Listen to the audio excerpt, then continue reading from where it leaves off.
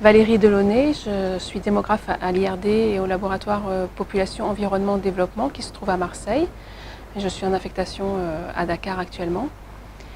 J'ai coordonné l'édition scientifique de l'ouvrage Niarar, Mémoire et Perspectives avec deux collègues, Alice Desclos qui est anthropologue de la santé à l'IRD et Cher Sorna qui est paludologue à l'IRD aussi. Donc l'ouvrage qui vient d'être publié est en fait issu à l'origine d'un symposium scientifique que nous avons organisé pour les 50 ans, célébrer les 50 ans de l'Observatoire de Niarar. Et donc cet ouvrage publie les travaux qui ont été présentés lors de ce symposium, plus certains travaux complémentaires sur, notamment sur la restitution qu'on avait fait auprès des populations, et puis d'autres chapitres qui nous semblaient importants aussi à ajouter.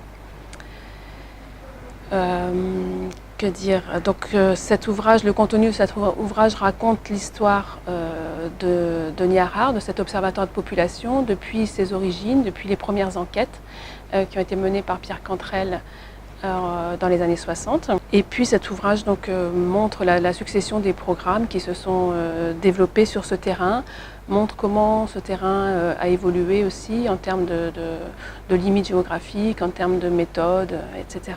On y voit aussi comment la production d'indicateurs suivis ont permis d'éclairer les politiques nationales et les politiques internationales.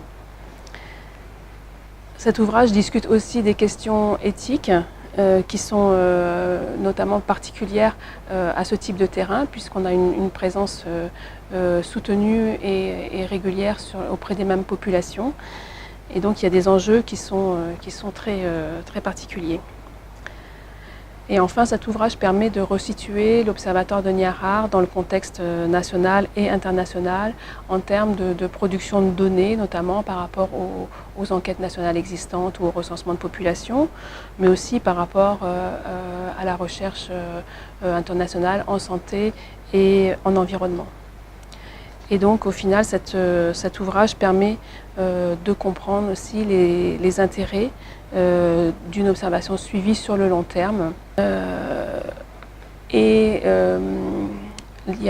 Cet ouvrage se termine aussi par une discussion sur des ouvertures vers les nouvelles recherches qui pourront se développer dans un avenir proche sur ce terrain de Niarar en accord avec les priorités nationales et internationales.